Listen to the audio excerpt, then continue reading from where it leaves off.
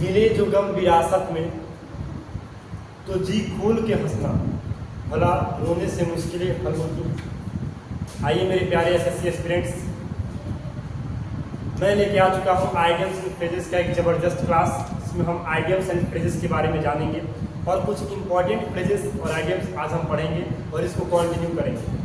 वही idioms and phrases मैं आपको पढ़ाऊंगा जो कि एग्जाम में पूछे जा सकते हैं और जो एग्जाम में पूछे गए हैं।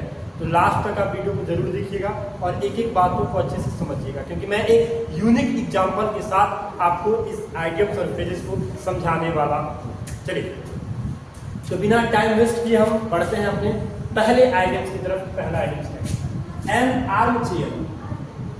एन आर्म चेयर जॉब, जो मेरा पहला आइडियम्स है, उसका नाम है एन आर्म चेयर जॉब। इसका मतलब होता है good income job with high comfort. मतलब कि एक ऐसी नौकरी, एक ऐसा व्यवसाय जिसमें अच्छी खासी आय हो और वो हाई कंफर्ट, मतलब कि एकदम आरामदायक, जिसको हम नौकरी बोलते हैं, आरामदायक नौकरी, उसको बोला जाता है एन आर्म चेयर जॉब। याद रहेगा आपको, एन आर्म चेयर जॉब का मतलब क्या होता है? Good income job with high comfort. मतलब एक आराम के साथ किया जाने वाला जो जॉब होता है उसको बोलते हैं एन आर्म चेयर जॉब। अब इसको याद करने का तरीका क्या है कि हम कुर्सियों पे आराम से अपने हाथ पैर को फैलाकर बैठे हैं, अब नौकरी भी कर रहे हैं, इसी को बोलते हैं N arm chair job, comfort के साथ। इसको आप चेयर से और हम बैठे आराम से, इससे आप याद कर सकते हैं। ठीक है, नेक्स्ट पढ़ते हैं। तो मेरा जो अगला है वो है at arm's length. At arm's length का मतलब होता है अवॉइड बिकमिंग टू फ्रेंडली, किसी के साथ घुल मिल के न रहना, समझ रहा है? उसको कहते हैं एट आर्म्स लेंथ। एट, अब देखो इसको कैसे आ सकता है, कोई हमारे बाजुओं से लंबाई तक है, कोई हमारे बाजू के लंबाई तक की दूरी पे खड़ा, मतलब वो हमारा फ्रेंड नहीं बन सकता है, वो हमसे दूरी बना रहा है, उसी को बोला गया है अवॉइड बिकमिंग टू फ्रेंडली। किसी के साथ बहुत ज़्यादा घुलना मिलना नहीं है, उसी को हम बोलते हैं एट आर्म्स लेंथ। याद रहेगा आपको।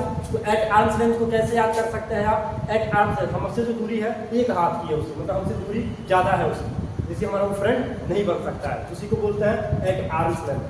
समझ में आ रहा? तो इससे मैं यूनिक तरीके से आपको याद कराने का प्रयास कर रहा हूँ और मुझे उम्मीद है कि आपको इसके बाद इन आइडियम्स और फ्रेजेस आप बिल्कुल भूल नहीं पाएंगे। ठीक है, नेक्स्ट पढ़ते हैं हम।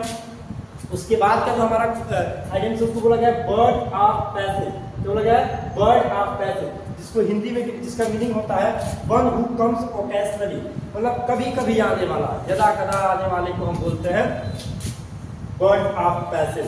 मतलब कि जो कभी कभी आता है। अब इससे आप जान लीजिए कोई ऐसी कोई चिड़िया है जो कभी कभी आती है, कभी कभी उड़ के आती है, तो ऐसे आप याद कर सकते हो वन हु कम्स ओकेजनली, जो कभी कभी आता है। ठीक है, उसको बोलते हैं bird of passage. One who comes occasionally, one who come occasionally, जो यदा कदा आता है, जो कभी कभी आता है, उसको हम बोलते हैं बर्ड ऑफ पैसेज। ठीक है, नेक्स्ट पढ़ते हैं हम अपने by leaps and bounds. By leaps and bounds का मतलब होता है at a rapid pace. Rapid का मतलब होता है बहुत तेजी से, बहुत तेजी से जो गति पकड़ ले। रैपिड पेस मतलब दिन दुना रात चौगुना पढ़ना, सुने होंगे आपको, दिन दुना रात चौगुना पढ़ना। उसका जो फ्रेज होता है वो होता है बाय लिप्स एंड बाउंड्स। क्या होता है? By leaps and bounds. इसका मतलब होता है दिन दुना रात चौगुना। ठीक है, याद रखिएगा, जिसको बोलते हैं एट अ रैपिड पेस। तो कभी कभी वो अलग ऑप्शन में कुछ अलग भी दे सकता है, जरूरी नहीं है कि एट अ रैपिड पेस ही लिखा हो। इसलिए मैं चाहता हूँ कि आप लोग इसका हिंदी में भी डालना है कि बाय लिप्स एंड बाउंड्स का मतलब होता है दिन दुना रात चौगुना बढ़ना, जिसका एक मैंने इंग्लिश में लिखा है at a rapid pace. Next पढ़ते हैं हम बर्निंग क्वेश्चन। क्या लिखा है? Burning question. बर्निंग क्वेश्चन का मतलब होता है हॉट इशू, मतलब कि कोई साथी से कोई बातचीत हो रही थी, कोई गया वहां पे एक ऐसा बात बोल दिया, वो इशू बन गया, मामला गर्म, उसको बोलते हैं हॉट इशू। मतलब बर्निंग क्वेश्चन, कहीं कहीं पे अगर बर्निंग क्वेश्चन आता है तो उसका मतलब हो गया हॉट इशू। क्या हो गया? Hot issue. ठीक है, next bite the dust. Bite the dust का मतलब क्या होता है? Bite the dust. अब देखो क्या कह रहा है, तो इसका मतलब होता है to be defeated. Bite the dust का मतलब क्या हो गया? क्या लिखा है ये? बाइट द डस्ट मतलब टू बी डिफीटेड, मतलब कि मार खा जाना, पराजित होना। अब इसको कैसे याद कर सकते हो? बाइट द डस्ट, बाइट मतलब काटना, डस्ट मतलब क्या होता है? धूल, धूल को काटना। जब हम नीचे गिरेंगे तभी तो धूल को काटेंगे, इसका मतलब हम पराजित हो चुके हैं। तो इस तरीके से भी आप याद कर सकते हैं। थोड़ा सा यूनिक तरीका है मेरा बताने का, थोड़ा हंसी आएगी आपको, लेकिन आप याद कर सकते हैं। बाइट द डस्ट मतलब क्या होता है? टू बी डिफीटेड मतलब पराजित हो जाना। अब बाइट मतलब काटना और डस्ट मतलब धूल, धूल कुदा के काटोगे तो भैया नीचे गिर चुके हो, इसका मतलब कोई तुमको पटखनी दे दिया है, समझ में आ रहा है, इसका मतलब तुम पराजित हो चुके हो। इस तरीके से भी आप आइडियम्स एंड फ्रेजेस को याद कर सकते हो, कोई दिक्कत होने वाला नहीं है। अब देखो at a pinch, at a pinch का मतलब होता है in a trouble, at a pinch जैसे बोलते हैं इसको पिंच कसो, पिंच का मतलब अभी जब पिंच कसोगे तो परेशान हो जाएगा, तो एट अ पिंच का मतलब क्या होता है, इन अ ट्रबल होता है। क्या होता है, इन अ ट्रबल, परेशानी में आ जाना, ठीक है, उसको बोलते हैं eight a pinch. At a pinch का मतलब इन अ ट्रबल, परेशानियों में पड़ जाना ही हमारा एट अ पिंच कहलाता है, जिसको हम इन अ ट्रबल बोलते हैं, ठीक है। तो ये था हमारा N arm chair job, good income job with high comfort, at arm's length, avoid becoming too friendly, word of passage, one who comes occasionally, by leaps and bounds at a rapid pace, burning questions, hot issue, और bite the dust, to be defeated, और at a pinch, in a trouble। तो ये अभी हमने इसको लिखा है, आप इसको जल्दी से 2 मिनट के, सॉरी बहुत ज़्यादा समय मैंने आपको दे दिया, कम से कम 30-40 सेकंड के अंदर आप इसको नोट कीजिए, आप वीडियो को पॉज करके भी आप इसको नोट कर सकते हैं, ठीक है बेटा। 30-40 सेकंड के आपके पास टाइम है, जल्दी से जल्दी इसको नोट कर लीजिए।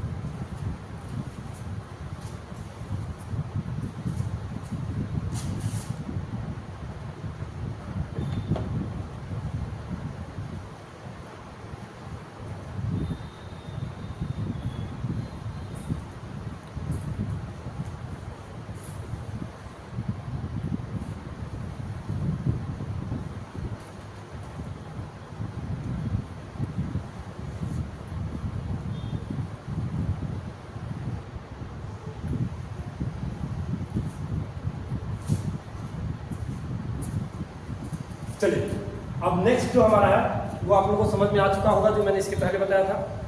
अब जो हमारा नेक्स्ट है उसको देखिएगा, at the 11th hour, at the 11th hour, देखो इसको कैसे याद कर सकते हो, क्या लिखा है, at the last moment. At the 11th hour का मतलब क्या होता है, एट द लास्ट मोमेंट मतलब अंतिम समय पे, अंतिम पल पर, ठीक है, अंतिम पल पर मतलब एट द लास्ट मोमेंट। अब कहो सर इसको याद करने का ट्रिक क्या है, तो एट द 11th आवर, जैसे मान लो कि एक घड़ी, अंतिम समय क्या है इसका 12, ठीक है, और ये कह रहा है 11th आवर, 11 पहर, मतलब 11 के बाद किस पर जाएगा, 12, मतलब ये 11-12 को तुम लास्ट पॉइंट समझो, और 11 को उसकी सेकेंड लास्ट हुआ, तो एट द 11th आवर का मतलब हो गया एट द लास्ट मोमेंट, मतलब कि अंतिम समय पर, ठीक है, ऐसे याद कर सकते हो।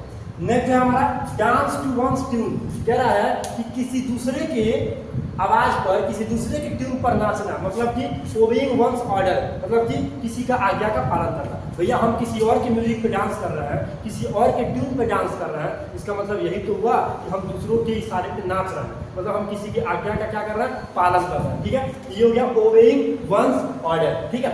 नेक्स्ट हम आते हैं bear the brunt of. Beer the brunt of का मतलब देखो क्या होता है, बियर का मतलब होता है सहना, ठीक है, और कोई अगर कुछ खतरनाक से आपको सहना पड़े, मतलब कि ऐसा आप परिणाम है जो आपके हित में नहीं था, लेकिन उसको सहना ही जो होगा उसको कहते हैं bear the brunt of. To bear the main part of something unpleasant, मतलब कोई तुम्हारा बहुत तगड़ा नुकसान हो गया, उसको सहना, वही तुम्हारा होता है to bear the brunt of, मतलब कि बहुत परिणाम तुम्हारे पास में नहीं था, परिणाम तुम्हारे फेवर में नहीं था, लेकिन तुम उसको सह लिए, उसी को बोलते हैं बियर द ब्रंट ऑफ। तो आज का क्लास आप लोग जरूर बताइएगा कि आज मैंने 10 आपको आइडियम्स एंड फ्रेजेस बताया, 10 के 10 आपको आइडियम्स एंड फ्रेजेस याद हुए कि नहीं हुए, कमेंट बॉक्स में जरूर बताइएगा, क्योंकि मुझे उम्मीद है कि आप इसको पढ़ेंगे तुरंत ही आपको याद हो जाएगा, ठीक है। नेक्स्ट हम मिलते हैं, बिल्कुल आप बेटा भूलिएगा मत, क्योंकि बहुत ही अच्छे से आइडियम्स एंड फ्रेजेस का कलेक्शन मैं लेकर आया हूँ, तो आप बिल्कुल मत भूलिएगा, और नेक्स्ट के जो 10 है वो हम अगले क्लास में आपको जरूर बताएंगे, ठीक है। थैंक यू सो मच आज के लिए, पढ़ते रहिए, मुस्कुराते रहिए, और जो मैंने पहला वाला शायरी बोला था आपसे